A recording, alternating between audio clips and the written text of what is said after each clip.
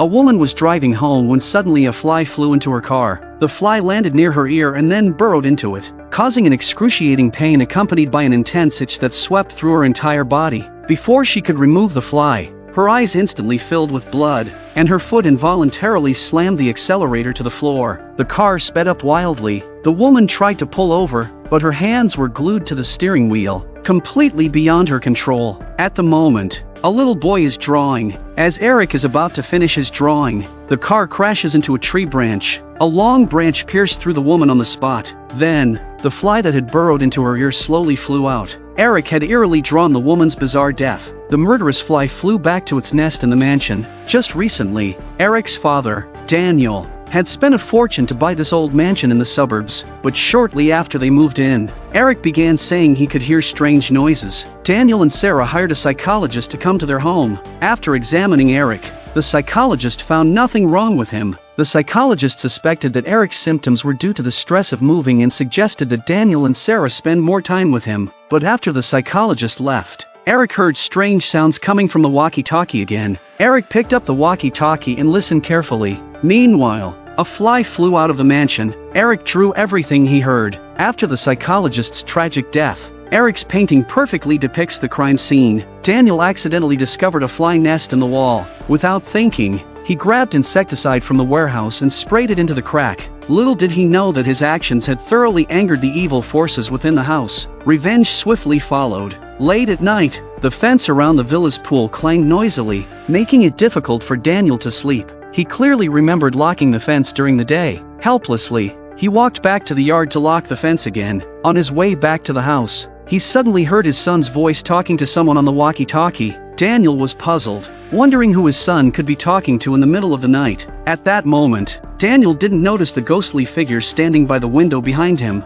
Upstairs, Eric was awakened by the sound coming from the walkie-talkie. When he picked up the walkie-talkie to listen, the lamp beside him started flickering. Suddenly, a toy on the floor startled Eric. Eric quickly picked up the toy and turned off the switch. Just then, Eric was horrified to see a pair of pitch-black feet standing right in front of him. Eric's heart leaped into his throat. He looked up and saw a dark ghostly figure behind the curtain. Eric was scared out of his wits. Suddenly, a piercing scream erupted from the walkie-talkie beside him. Eric quickly dived under the covers, pulling the blanket over his head, covering his ears, and shutting his eyes. The walkie-talkie soon stopped screaming. Eric slowly let his guard down. However, at that moment,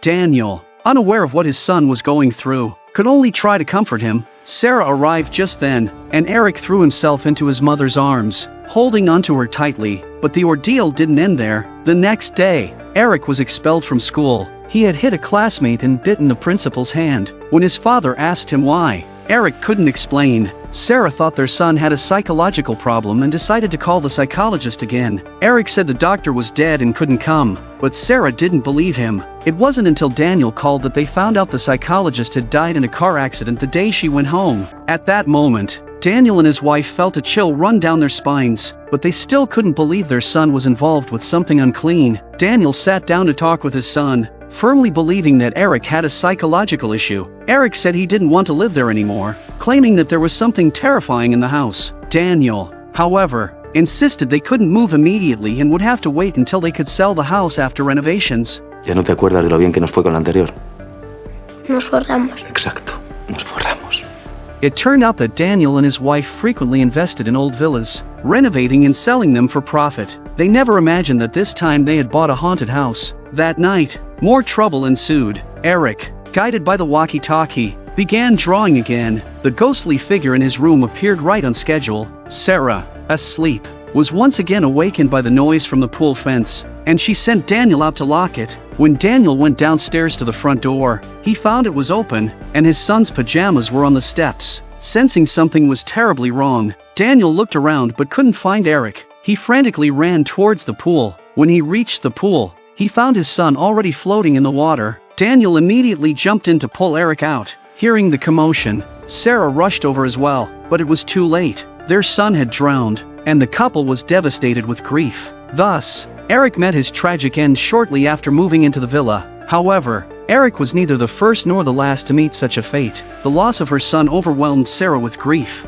Unable to accept his death, She packed her bags and decided to leave this place of sorrow. Sarah wanted Daniel to come with her. Daniel said that all their money had been invested in the villa and he had to renovate it as soon as possible in order to get out. So, Daniel chose to stay in the villa alone. That night, watching videos of his son from when he was alive, Daniel was racked with pain and regret for not heeding his son's warnings and leaving. While he was wallowing in guilt, the ghostly figure slowly moved behind him. Immediately after, Daniel sent his wife a comforting voice message, then turned off the TV. As he was about to go back to his room to sleep, he suddenly noticed the staircase light had gone out. Daniel walked over and looked around, but there was no one there. At that moment, the TV, which had been turned off, suddenly turned on, startling Daniel. The evil spirit began to torment him. The next thing he knew, there was a voice on the walkie-talkie, but Daniel remembered what had happened to his son, and he didn't pick up the walkie-talkie to listen. The next morning, a phone call woke Daniel up. Sarah asks Daniel why there was only noise in the voice he sent her last night. Sensing something was wrong, Daniel analyzed the audio on his computer frame by frame. Despite the flat waveform, his son's voice calling for help suddenly emerged. The unexpected plea terrified Daniel. At that moment, he finally believed there was something unclean in the house. To uncover the true cause of his son's death, Daniel sought out a paranormal researcher named German. As soon as they entered the villa, German's daughter, Ruth, noticed the fly holes in the wall. Ruth then set up surveillance equipment in various rooms of the villa. German used a special receiver to detect any unusual sounds in the rooms. At first, there was nothing unusual, but when Ruth turned on the infrared detector, she suddenly saw a figure sitting in Eric's room. Ruth asked German to take Daniel outside to avoid interference with the recording. German, puzzled by his daughter's request, walked to the window and informed her that the homeowner, Daniel, was already sitting outside on a stone bench, making it impossible for anyone else to be inside the house. Ruth was incredulous, as she could clearly see a figure on the monitor. Hearing German's words, Ruth felt a chill run down her spine. When she turned off the infrared, the figure on the screen vanished, and the room was indeed empty. Thinking she might be seeing things, Ruth turned the infrared back on, and the figure reappeared. Papá, esto es muy raro. Hearing this, German pointed the receiver toward the children's room upstairs. Instantly, faint wailing sounds came through. German, showing no fear, walked straight upstairs. Entering Eric's room, German looked around carefully for the source of the strange sounds. At that moment, his daughter's urgent voice came through the headset. She told German to leave Eric's room immediately, as the ghost was standing right in front of him. German remained calm after hearing this. In the infrared view, the ghost was indeed standing right in front of German. Remarkably, German showed no fear of the ghost and even tried to listen to what it was saying. He turned the receiver on his waist to full volume. Suddenly, a piercing scream blasted through, causing German to stagger. Seeing the blurry figure on the monitor, they finally confirmed the villa was haunted. Daniel asked German what they should do. At that moment, Ruth suddenly suggested that German leave this place immediately, warning that if they stayed, they would surely meet a terrible fate. However, German was reluctant to leave, not wanting to miss this rare encounter with a ghost. He decided to conduct another observation the next day. That night, the ghost decided to teach the fearless German a lesson. In the middle of the night, German was awakened by a voice calling him. He noticed the door was open and saw a shadow pass by. Thinking it was his daughter, he got up and followed. Entering the kitchen, he found a beautiful woman cooking. The woman was German's late wife, Sophia, who had passed away years ago. Seeing his longed-for wife suddenly appear in front of him, German was instantly mesmerized. Sophia comforted German, then she drew a fruit knife and gently cut his wrist. German didn't react at all. Wanting to be with Sophia, German didn't resist. However, it was all an illusion created by the ghost. Papá, ¿qué haces? German suddenly woke up from the hallucination, almost falling into the ghost's trap. Fortunately, Ruth noticed in time and saved German's life. Meanwhile, Sarah received a mysterious call in the middle of the night. Hearing her son's voice pleading for help, the grief from losing her son made Sarah extremely anxious. After last night's illusion, German was resting in bed. The ghost stood by his bedside, watching him. Ruth decided to leave with her father as soon as he woke up. She lit a cigarette and was shocked by what she saw. A nearby tree was covered with hanging dead cats. Daniel buried all the cat carcasses, but German felt he had seen the scene of cats hanging from trees somewhere before. Just then, Sarah drove up to the villa. The The late-night call had left her deeply unsettled, seeing that her husband had indeed brought strangers into the villa, and then noticing the buried cat carcasses. Sarah concluded that her husband had harmed their son. Sarah went to Eric's room and looked under the bed, finding no sign of her son. As she turned to leave, Sarah's face was unbelievable. Eric was really there playing with his toys. When Sarah reached out to touch Eric, he suddenly crawled under the bed. Sarah, somewhat panicked, then looked under the bed and saw a pair of black feet standing on the other side. She cautiously looked up. Seeing no one in the room, Sarah was terrified. At that moment, a fly flew in. Sarah looked under the bed again, and the pair of pitch-black feet were still standing there, leaving her completely bewildered. Suddenly, the feet climbed onto the bed. Sarah quickly looked up, but the bed was still empty. At that moment, Sarah's heart was in her throat. Meanwhile, German, looking at his phone, finally remembered where he had seen cats hanging from trees before. Legend had it that an evil medieval witch used to hang cats from trees to warn intruders on her land. Ruth discovered that the villa Daniel bought was a religious court 300 years ago. Believers tortured and killed over a dozen innocent women there, and the evil witch also met her tragic end in that place, while everyone was discussing what to do next. A fly flew out of the dead Sarah's ear. Sarah's death dealt another heavy blow to Daniel. The police investigated and concluded that Sarah's death was a suicide due to depression. Ruling out foul play, Ruth sensed something was off and reviewed the surveillance footage. The video showed Sarah sitting motionless on the bed. Then, as if controlled by someone, she opened the window, hanged herself, and jumped, all in one fluid motion. Even more eerily, the video only showed Sarah, but when they turned on the infrared, a ghostly figure flashed on the screen. Rewinding slowly, the ghostly figure became clear. Ruth felt chills down her spine. The house was terrifying. She wanted her father to leave immediately and not get involved any further. German, however, refused to leave. Having finally encountered a ghost, he felt compelled to confront it. Ruth couldn't understand her father's determination. It turns out that German's wife also died due to supernatural phenomena. Avoidance makes German's heart sick with guilt. On the other side, Daniel, who had lost his wife and son, sat in Eric's bed,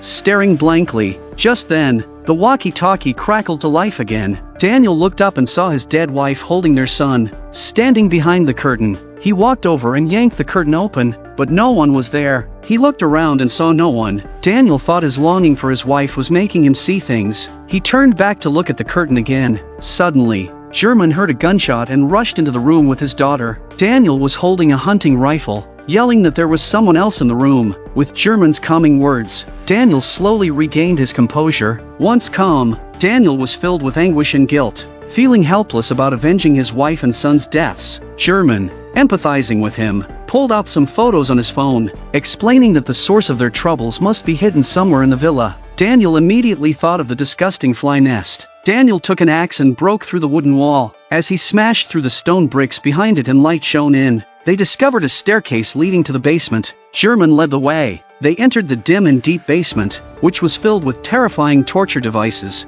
giving off a chilling atmosphere. To their horror, they found an even more dreadful dungeon at the basement's deepest point. Passing through the dungeon tunnel, they finally discovered the root of all evil. Inside an iron cage was the corpse of the dead witch, her death grim and horrifying. Her teeth and tongue had been gouged out by the believers, and the area was swarming with flies. German, gathering his courage, reached out to touch the remains. The witch's boundless resentment almost overwhelmed German, being imprisoned here for centuries. Her anger was no joke. According to tradition, a witch could only be exorcised by fire, ensuring her spirit would never find peace. They immediately went to the storage room and brought back a can of gasoline. German instructed Daniel to get another can to be safe while he headed to the basement first. German told Ruth to stay at the entrance and not follow him into danger. Ruth reluctantly agreed. German then proceeded alone into the basement. As he approached the depths of the dungeon, he suddenly heard a wailing sound nearby. German turned to check the torture chamber. At that moment, German was stunned by what he saw, but instead of running, he bravely walked into the torture chamber. His flashlight suddenly started flickering. In the dim light, the ghost of the murdered witch appeared before him. As the light drew closer, it suddenly went out completely. When German turned the flashlight back on, the witch was gone. Just as German was about to leave, suddenly, Ruth called for her father but got no response. She felt a shadow pass behind her. She thought it was Daniel and called out several times, but no one answered. Then she saw a woman standing by the window. Ruth couldn't believe her eyes. Her dead mother was standing there. Sophia reached out, wanting to embrace her daughter, but Ruth refused. Ruth knew the woman before her couldn't be her mother. No response from her daughter. Sophia disappeared in a flash, but in the next second, the ghost floated behind Ruth. Ruth trembled uncontrollably with fear. Back in the storage room, Daniel saw his wife holding their son again. He rushed forward and hugged them tightly, unwilling to let go. In reality, he was holding the dead witch. Meanwhile, German had just poured gasoline on the witch's remains when Ruth suddenly appeared and stabbed German in the stomach. Her eyes were blood red, clearly under the witch's control. Daniel, also controlled by the witch, pours a vat of petrol on his body and lights a musket, ready to burn himself. In the nick of time, German picked up the hunting rifle from the ground and elbowed Ruth, knocking her down. He then aimed at the witch's remains and fired. Flames instantly engulfed the remains, filling the dungeon with agonizing screams. Then, a fly flew out of Ruth's ear. At the same time, Daniel and Ruth also fully wake up. Ruth quickly took the injured German out of the dungeon, leading the flames to reduce the witch to ashes, condemning her to eternal damnation. Fortunately, German was not seriously hurt. Ruth was unharmed, and Daniel was still alive. Just when they thought everything had settled, a more terrifying revelation awaited. Daniel suddenly noticed how familiar the drawings on Eric's wall looked. He took them down for a closer look. To his horror, each drawing depicted a death scene.